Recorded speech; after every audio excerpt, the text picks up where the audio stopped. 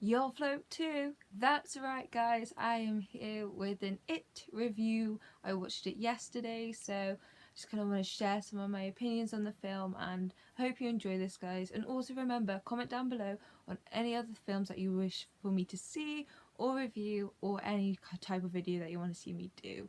Anyway, guys, let's get on to the video. And now I will say that the actual characters and the actors were the best part of the film. Now, with young actors, and I kind of understand, not with characters but with theatre that I do understand that we are a little bit less confident in what we're doing. We have less experience than probably adult actors do.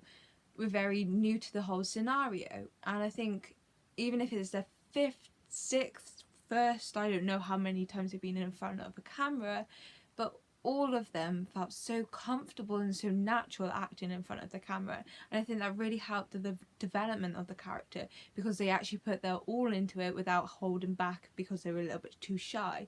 Now, I think with the script as well, it really complemented the characters. You had the boy banter between each other, and I think it was very realistic. Now, for me, I hang out with boys because girls are just girls, but I hang out with boys, and I understand that they have like that kind of banter, and it's kind of like, oh yeah, I did your mum last night smell my fingers. That sounds disgusting, but they have that kind of banter, and I think it really shone through in the script between the characters as well. And I think it kind of made it feel more like, yes, they are a group and they are a bunch of friends, because they feel so comfortable to do like the laddie jokey banter with each other.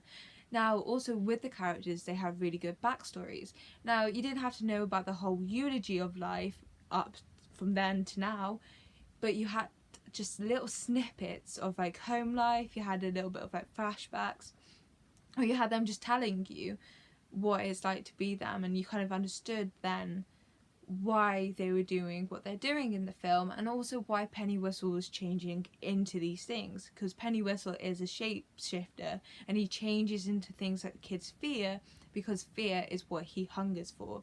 And I think then it kind of understood then why these kids are being terrified by what Penny Whistle is doing, because Penny Whistle is changing into their fear, and I think that kind of made it better because you understood it then. But also Richie was my favourite. There was a lot of comedy relief, as I said, with the boys' banter, and I have to say that all of them were great, but I really enjoyed Richie because he was just funny. Now, I have to say I really enjoyed the cinematography of this film, and I think the shots kind of helped you feel like you were in the journey with them. Sometimes they had a little bit of tracking shot with them when you kind of run with them, and I think that kind of made you more in the actual experience as well, and you kind of felt like, I'm in this journey with them, even though you're not. You're sitting down in a nice cozy theatre away from Penny Whistle, but it kind of gave you that feeling. Now, also with how they shot the things, with the settings, the tunnels that they went down, it made you very claustrophobic, and it kind of made you feel quite tense and sort of almost alone in your own little like tunnel, because you felt just so cramped. And I think that kind of made like the atmosphere even more intense, and also created how you should be feeling and how they are feeling in that scenario. Now, as a horror film goes, it kind of lacked in that retrospect. It was very much more of a comedic film for me. Even though it did maybe like jump scare once, it was still very, very predictable in how they did their jump scares. Now, I think that's a running theme now with a lot of horror films, because it's been done before. We understand that sometimes when they build up that suspense, that it drops back down and then there's a scare. We kind of predict that. Or when it's like really, really, really, really, really tense and then it's a jump scare, we predict that as well. And I think that's where horror films are kind of lacking now. And even though it did get good response from some of the audience, I think because I'm quite a horror fanatic, it kind of lacked with me, because I'm kind of pro now. I don't think it scares me as much anymore. Now, I'm not saying, oh, I'm a tough nut, it didn't scare me, but it didn't really scare me. I thought it was creepy, and I think sometimes it offered that kind of like, ooh, and it was a bit like, oh, I don't know what he's going to do next, but it didn't scare me what he did next. But it was very much a comedy film in my eyes. It was a lot more on the kids' banter and a lot more on the actual people interacting and less about penny whistle, and I think that kind of made it more of a comedy film because there was a lot more jokes than there were jump scares. So for me, I found it more of a good comedy film, comedy sort of jokey thriller, but not so much a horror. Now, I don't want to feel like I'm hating on this film because I wasn't scared by it. I do think it was a very, very good film as a whole. It was good with the writing, the character development, the characters themselves, and also how it was shot. I think it was very, very good, and it was very creepy. When he said about the Lois Lane glasses, I was a bit freaked out. I was a bit like, oh, and also with like the dad, I was a bit, ugh. It was, they had that kind of creepy aspect that made me more creeped than I was scared at the jump scares. Now, I do think it was down to the audience themselves. Now, I watched Conjuring 2 about a year ago whenever it came out. I watched that in a cinema. I was terrified. I never really get that feeling, but in a cinema you get that like heightened sort of like music, you have it on a big screen, you feel that atmosphere more. And in Conjuring 2 I was terrified, but also I had an audience that respected that people are watching this film, and we were terrified and we were all just quiet, just watching the film.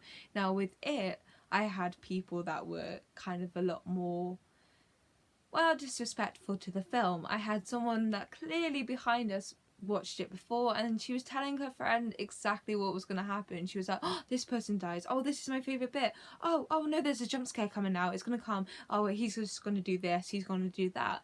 So even though they weren't telling us, we could still hear them, and it kind of just took us out of the atmosphere because we already knew. It was like having a personal Twitter or YouTube comment saying what's going to happen next. It was just like a spoiler preview of the film. And I think that kind of just took you out the atmosphere. Then also I had someone coughing down my ear. Now I know they're probably ill, but it was a bit like, just cover your mouth. They were going, and it was like, no, please don't. So that was kind of distracting me because it was always in the tense bit. She always coughed when it was in the tense bit. So it took you out of that world.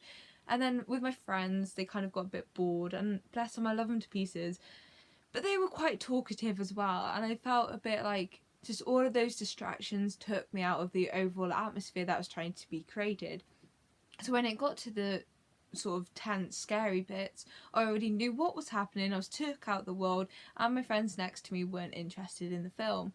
So I think even if I watched it in a different sort of viewing with a different audience, I don't think I'll get the same experience because I already know what's going to happen. Now I'm really, really, really upset because I do enjoy horror films, and I thought it was going to be very much like an experience I had with Conjuring 2, but it was the complete opposite, and I do think it was down to the audience I was viewing it with. Now, I will say that maybe it will be completely different for you guys, and I don't want you guys to just go, well, I won't watch it then. Meg said it's bad, so I don't want to watch it. Now, don't take me for what I say. It's you guys that have your own personal viewing, and it's you guys that make up if you like the film or not. Now, I will go and say to watch Screen Junkies review actually on it, because they gave more of a positive sort of feel to the film, and they also talked in depth more about the actual story itself, and they gave a spoiler and a non-spoiler one, so I'd link both of them down in this description for you. But I just wanted to say that personally I was not scared by it, but I do think it was because of the audience. Now guys, I really hope that you enjoyed this video. I know I didn't talk much in depth of actually the story and the plot of the film, but I kind of wanted to refrain from that because it's only just come out, and I think with Dunkirk I was able to give a little bit more spoiler to the film because it was, well, out before like a week, 2 weeks ago, before I actually watched it in the cinema. So I think with it being such an early release and not many people have watched it yet, I don't want to spoil it completely, but I just wanted to give you guys my personal feedback on the film and how I felt after watching it and how I felt when I was actually watching the film itself. Now, I do hope you guys go and watch it regardless, because it is a good horror film, and it's a very, very good film with very good structure and very good characters, and I do personally advise you to go and watch it regardless of me, because you may have a different, completely different viewing of the film than I did. But I just wanted to say that I do believe that I had a bad viewing because of the audience. Now, I hope you guys really enjoyed that video. Tell me down below if you've gone and watched it and if you actually enjoyed it. If you haven't, also go and tell me. I'll link down my social media down below as well, so you can tell me on that. But I hope you guys really enjoyed this video. I'm sorry that I didn't really offer much of a story to the film, but I didn't want to spoil it for those who haven't watched it. But guys, I hope you enjoy this film. Leave a comment down below what you'd like to see me review next, or what kind of video you want to see me do next. And leave a like, leave a comment, leave a subscribe.